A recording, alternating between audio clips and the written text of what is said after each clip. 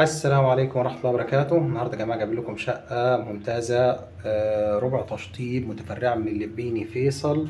حاجة كده كويسة جدا. شقة 3 وريسبشن 2 حمام ومطبخ، معمول فيها شوية تعديلات. عايز ترجعهم رجعهم، عايز تخليهم زي ما هم مفيش مشكلة. البداية هنا عداد الكهرباء الخاص بالشقة.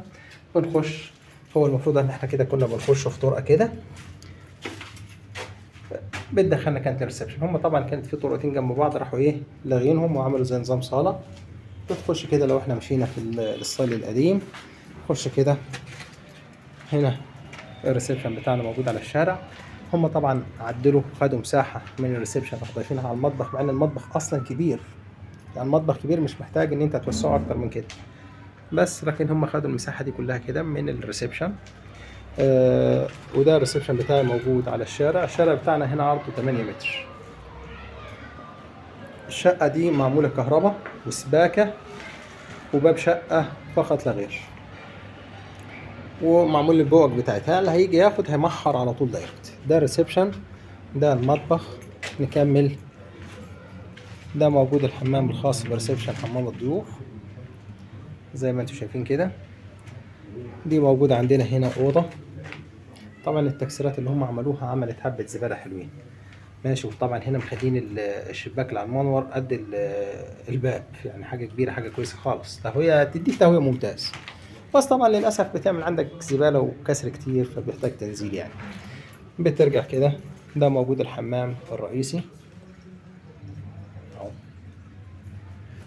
حمام رئيسي ممتاز جدا. هنا عندك دي أوضة.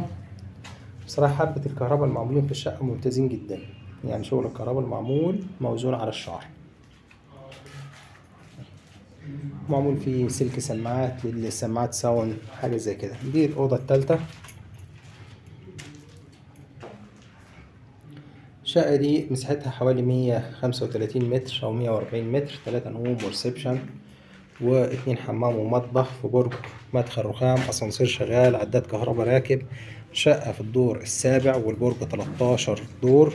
واجهة بحرية، التسليم بتاعها فورا على الوضع الحالي. سعر الشقة اللي احنا موجودين فيها يا جماعة ده 1,000,000 جنيه. نزل من سعرها حوالي 200,000 جنيه، عشان حبة التعديلات اللي هم اللي عملوهم. طبعا فيهم حاجات غلط وفيهم حاجات صح. هترجع براحتك، هتكبر براحتك. هنا هم كمان كبروا الشباك للآخر، فتحوه. يعني في حاجات اتعملت فيها كويسة وفي حاجات اتعملت فيها مش صح. فانت لو هترجع هتلغي هتصرف معاك حبة شوية، فعشان كده احنا ضغطنا معاهم شوية في السعر. بس مش اكتر من كده. والسلام عليكم ورحمة الله وبركاته.